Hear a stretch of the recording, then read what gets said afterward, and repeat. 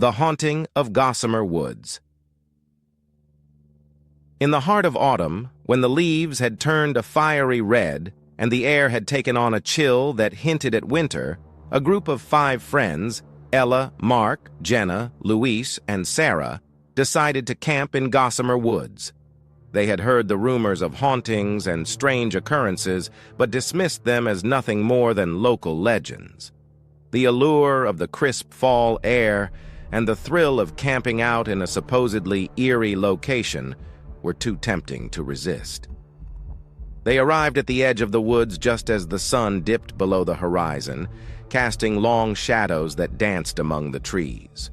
The forest seemed alive with whispers carried by the wind, but the group laughed it off, attributing the sounds to the rustling leaves.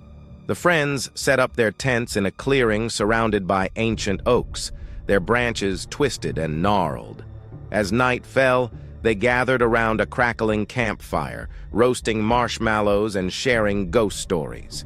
The atmosphere was lighthearted, punctuated by laughter and the occasional jump scare from the stories they told.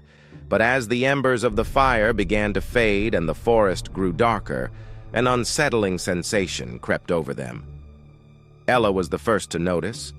She saw a flicker of movement in the darkness, like a shadow flitting between the trees. When she mentioned it, the others shrugged it off, attributing it to the play of moonlight. The feeling of being watched grew stronger as the night wore on. Sarah, feeling uneasy, suggested they all go to bed early.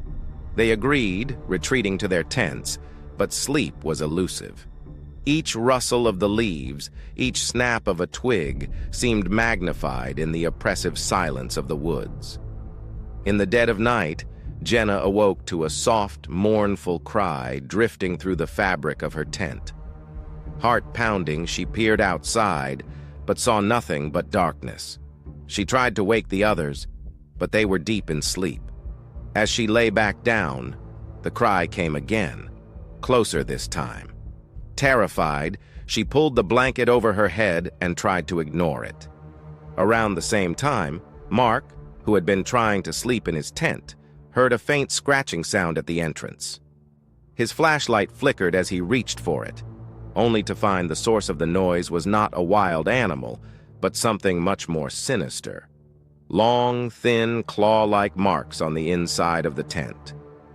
When morning arrived, the friends were disheveled and on edge. They exchanged uneasy glances, each trying to convince themselves it was just a bad dream or their imaginations running wild. They decided to pack up and leave, but as they began to break down their campsite, they noticed something chilling. Their gear had been moved. Items were scattered as if someone, or something, had been rummaging through their belongings. Sarah, while packing up the last of the supplies, discovered an old, weathered photograph half buried in the dirt. It showed a group of people standing in front of a cabin in the woods, but their faces were scratched out with jagged lines. The photo had an unsettling aura, and when she showed it to the others, they felt a wave of dread. Deciding they had enough, they hastened their departure. As they walked back to their cars, the forest seemed to close in on them, the trees whispering in a language they couldn't understand. The once familiar trail now appeared twisted and unfamiliar, as if the woods were deliberately leading them astray. Just as they reached the edge of the forest, Luis glanced back and saw something that made his blood run cold. A figure standing in the clearing, barely visible but unmistakably human. It wore tattered clothes and its face was obscured by shadows. He tried to call out, but his voice caught in his throat. When he looked again, the figure was gone.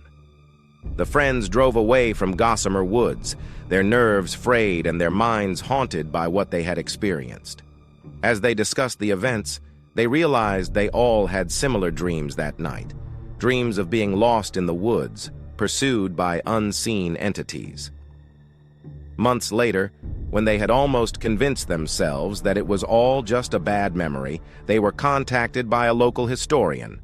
The historian revealed that Gossame Woods had a dark history of disappearances and unexplained deaths dating back over a century. The photograph Sarah found was part of a collection of evidence documenting these tragedies, and it was believed that the spirits of those who had vanished were still trapped in the woods, unable to find peace.